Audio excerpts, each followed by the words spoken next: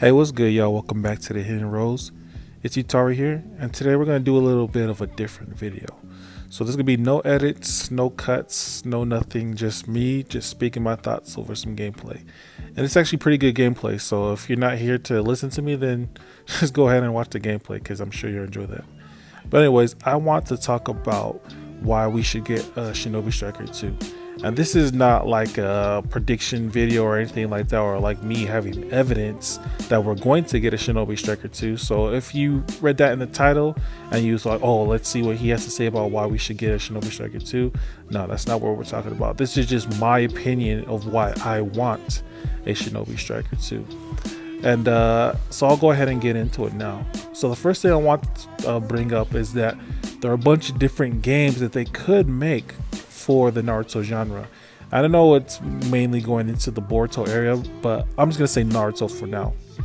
So if you look all over Twitter, there's a bunch of different people, a bunch of different groups who want a certain type of Naruto game. The most predominant is the Naruto Fighters fandom. A lot of people are requesting for a 2D Naruto fighter, and I can see why. But I want to actually break down like my thoughts on that before I get into why we should get a second Shinobi Striker. The first thing I want to talk about is it's following the path of Dragon Ball.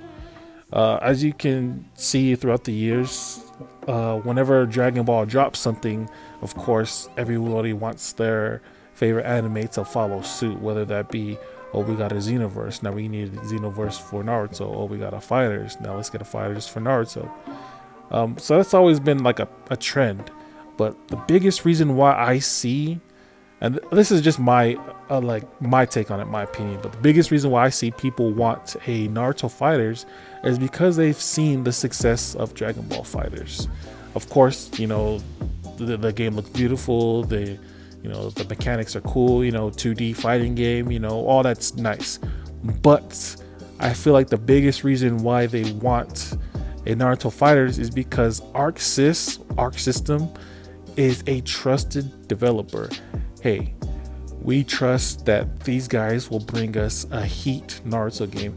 It's not that per se they want that type of Naruto game, it's just something they can trust. Dragon Ball Fighters was a well-made game, it's very popular, the best anime game that came out of 2018. Everything else was pretty much trash, all topped off by Jump Force, but that's for another video. Jump Force is straight doo-doo.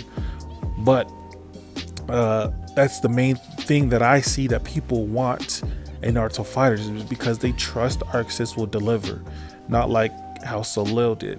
Soleil, even though they had a great concept, the game was a big flop overall.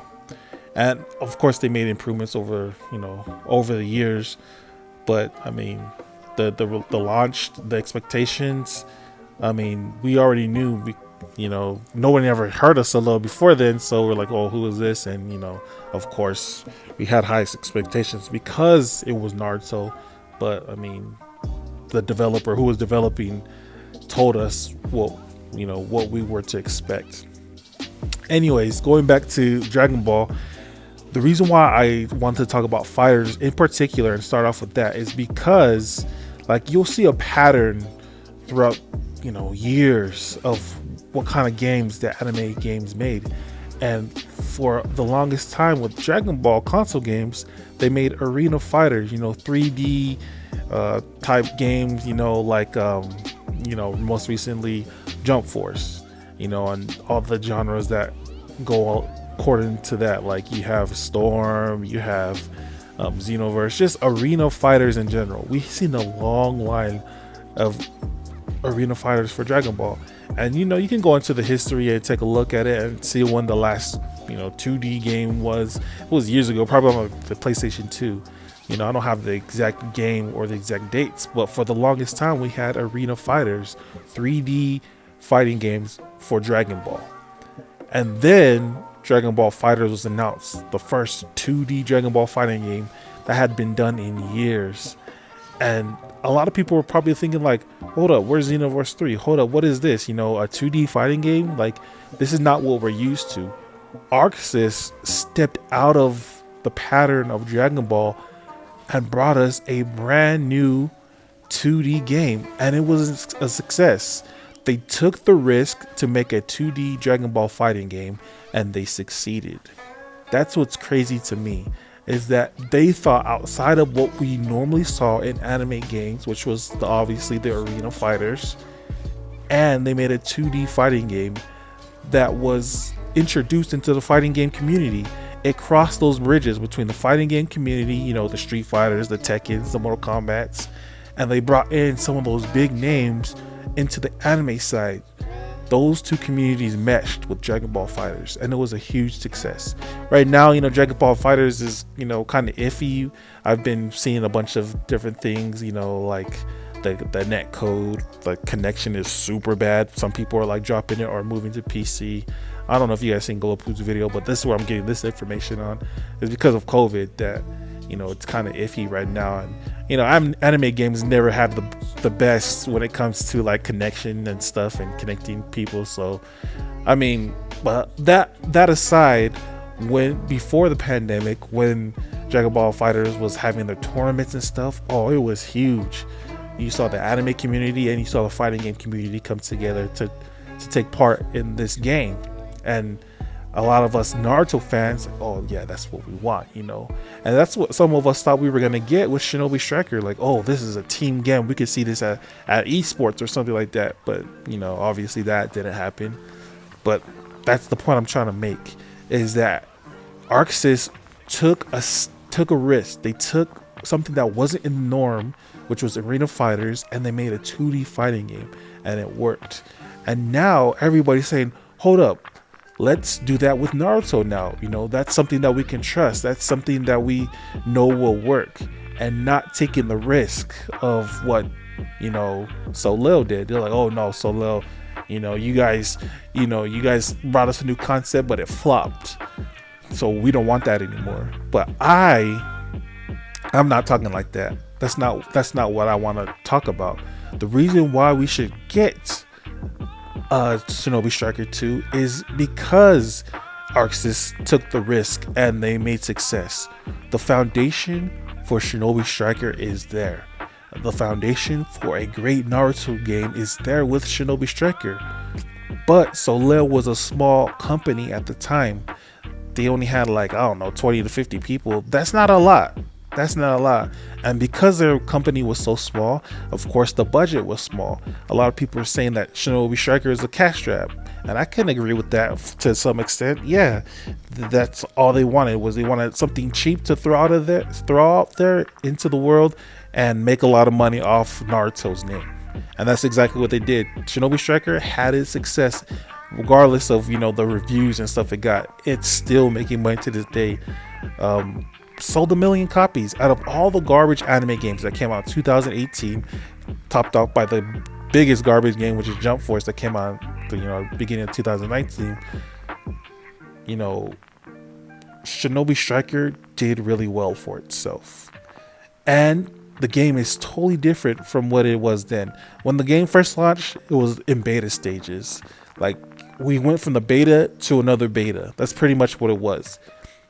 But the improvements that this company has made over time, the moves that they made, the attention and the care that they gave to their game over time, like, I saw that step by step, and I trust them to make another game.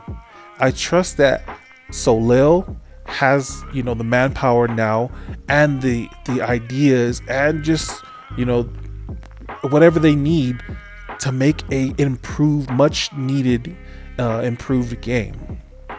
And I feel like Bandai can now trust them because of the success that they had with what they had to work with, and now they can put a higher budget on a sequel. Like, if they did make a sequel, I guarantee you it wouldn't be like the first one. Like, a lot of people, that's what their worry is, that's what their reservations are. Like, oh no, Soleil flopped with this one, like, why would we even give that to a developer that nobody knows, like, nah, let's not do that. I disagree. I can tell that Bandai and a lot of these other companies are starting to believe in Solo because now they're working on other things. They took part in making that game for the Switch, Ninjala. They had some hand in that. They're making a Demon Slayer mobile game. They had their hand in what's that game? Samurai Jack.